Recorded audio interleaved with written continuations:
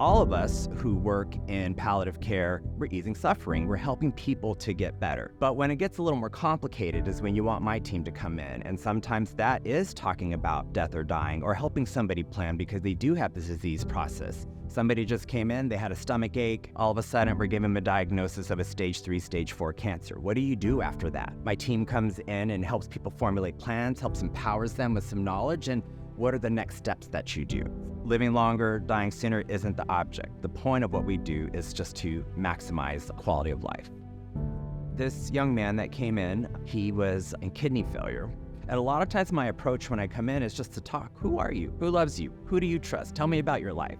And sometimes those stories are horrific. He had been put into foster care at a really young age, didn't have any family, bounced around, had mental health issues, also very involved with substance use, and was just kind of living on the streets. And I was telling him, you might have to do this thing, explain what dialysis was. And he said, I don't really want it. And I said, the alternative is if we don't do this, then, you will die. And I want to make it clear, you don't have to do anything you don't want to do, but I want to talk to you about what else we can do to make your life better, because it doesn't have to be like this. So we talked about his addiction, talked about abuse that he'd been through his life. And at the end of the conversation, he said that if he had to go on life support again, he wouldn't want that. And he absolutely did not want to have dialysis. However, I asked him if I could come back and talk with him the next day. And maybe there's some way I can intervene to turn that light on where he's gonna pursue treatment and get a little bit better. And he said, yes, I could. And then when I was walking out, he grabbed my hand, he looked at me and he said, thank you, because I don't remember the last time someone was kind to me. Well, he died that night.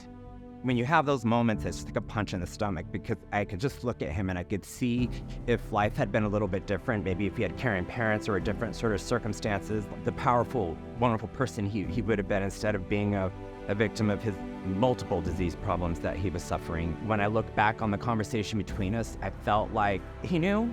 And I don't know, maybe that moment just gave him a little bit of clarity that it was all right for him to go. But I also want to say that, like, at St. Francis, we create these moments sometimes for these patients. It's the one time they're going to get this little bit of kindness. This one really got to me.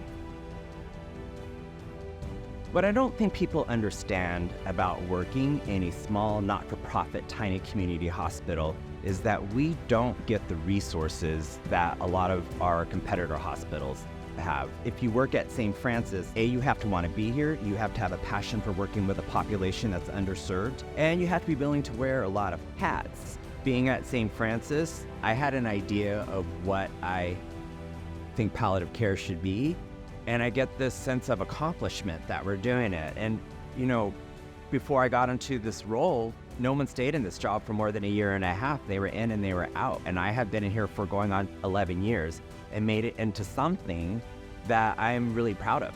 And my dream would be to be doing this for my whole life. This impact that I get to have on how I think patient care should be done is priceless.